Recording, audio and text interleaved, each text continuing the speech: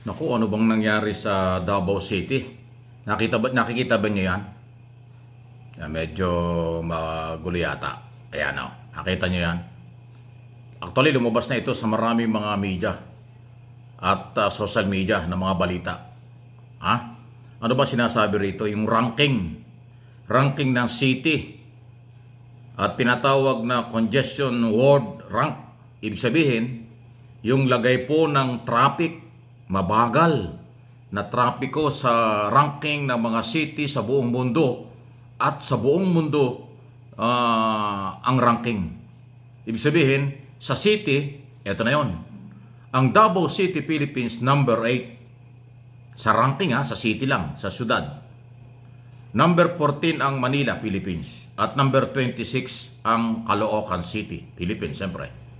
Pero pagdating po dito sa congestion world rank, yung masikip sa buong mundo, nakalagay dito, number 3 ang Davao City. Number 27 ang Manila. Number 39 ang Caloocan City. Buong mundo pinag-uusapan dito. Grabe. Inilabas na ho ng maraming media ito. Kaya ako pinapakita ko sa inyo. Ayan, baka akala nyo nagbibiro tayo. Ayan po yung kanyang kasikip. At ang ranking napakatindi. Bakit mas matindi pa ang traffic sa Davao City? Akala ko ba ang dating Pangulo ay taga Davao? Mga Duterte naghahawak ng Davao sa ilang dekada na. Nagpalit-palitan na yung mag-ama. Former President, former Mayor Rodrigo Duterte.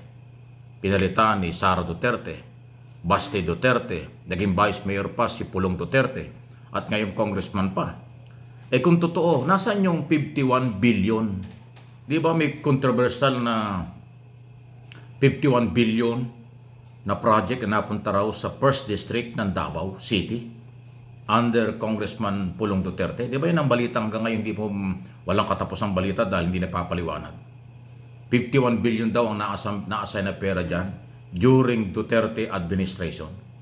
Bakit ganito ang ranking? Bakit nagkaganito?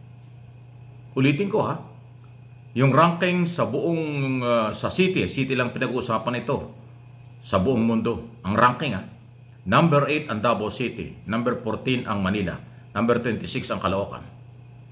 Pero yung congestion, masikip. Ayun yung kalagayan ng traffic sa world rank.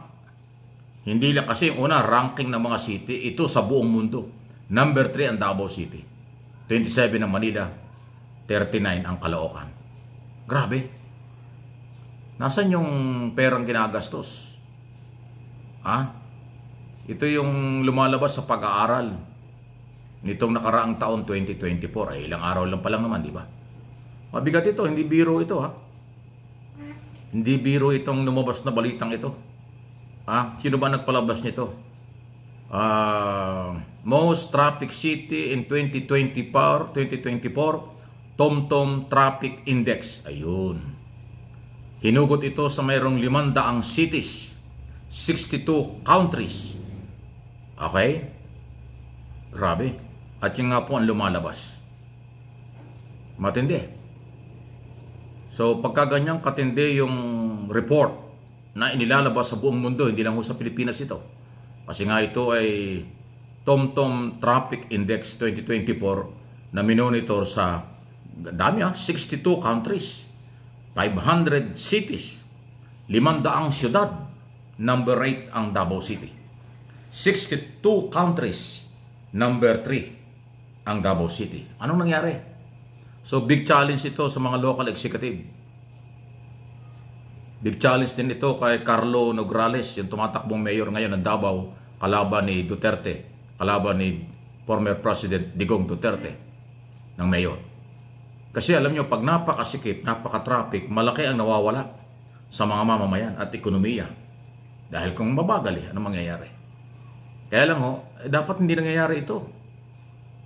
Bakit laging number 1 ang Davao? Di ba dun sa nagputukan sa Kongreso na malalaking confidential fund, ang Davao City rin ang number 1. 460 million ang confidential fund.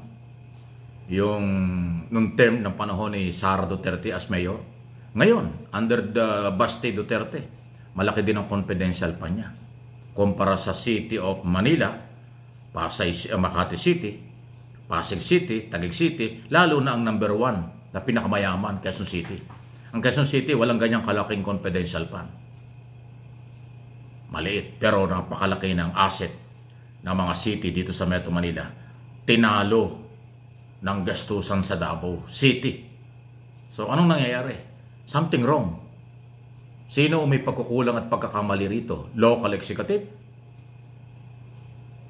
Kasi hindi po yan national, local po yan eh. Ang traffic problem, flood control problem, at iba pang problema, yan ay responsibilidad ng city government.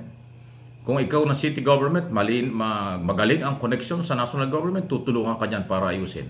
Pero definitely, malakas ang kanilang connection.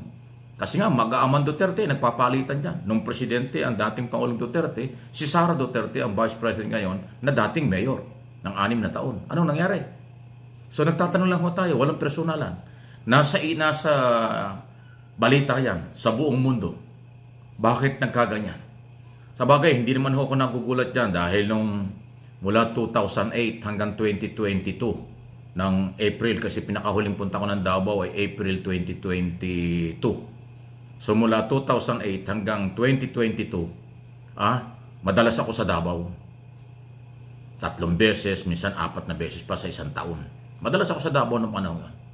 Talagang napansin ko yung traffic. Masisikip yung kalye, kulang sa widening, pero maraming sasakyan, maraming tao.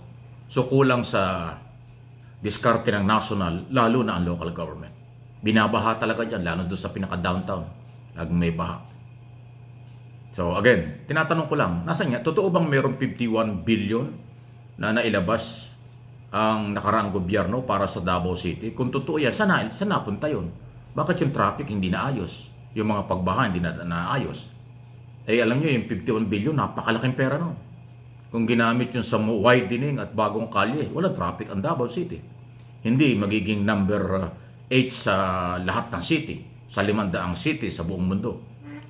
At hindi magiging number 3 na pinakamasikip sa 62 countries kung nagamit ng tama yung pera. Kung meron talaga.